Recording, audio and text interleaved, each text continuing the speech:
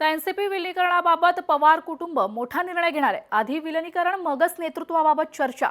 दोन्ही राष्ट्रवादीबाबत 2 दिवसात निर्णय घेणार असल्याची सूत्रांची माहिती आहे। दोन्ही पक्ष एकत्र करण्याबाबत अजित पवारांचं कुटुंब शरद पवार यांच्यासोबत चर्चा करणार असल्याची माहिती समोर येते आहे।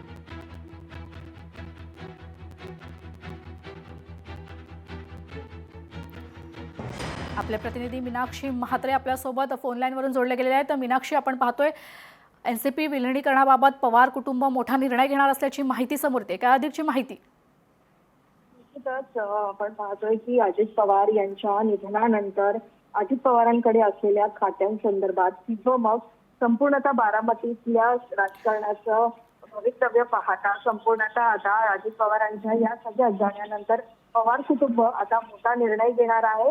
या आधीच विलीनीकरणाबाबतचा जो मागचा मार्ग जो आहे तो पहिला मोकळा केला जाणार आहे आणि त्यानंतर नेतृत्वाबाबतची चर्चा केली जाणार आहे। एकूणच आधी विलीनीकरण मगच नेतृत्व अशा पद्धतीची ही भूमिका असणार आहे आणि त्यासाठी शरद पवार यांच्यासोबत चर्चा करून दोन्ही राष्ट्रवादी जे आहेत ते 2 दिवसात निर्णय घेणार असल्याची सूत्रांकडून माहिती मिळत आहे। दोन्ही पक्ष जे आहेत ते एकत्रित करण्याबाबत अजित पवारांनी याआधीच 14 बैठका ज्या आहेत त्या घेतल्या होत्या आणि त्यासोबतच शरद पवारांसोबत याबाबतची चर्चा देखील करण्यात आली होती।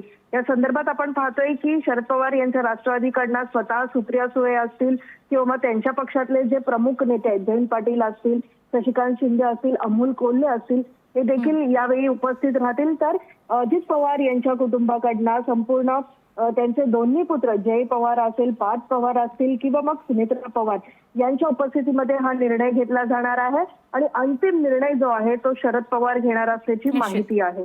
निश्चित। धन्यवाद मीनाक्षी, तुम्ही दिलेल्या सविस्तर माहिती करता।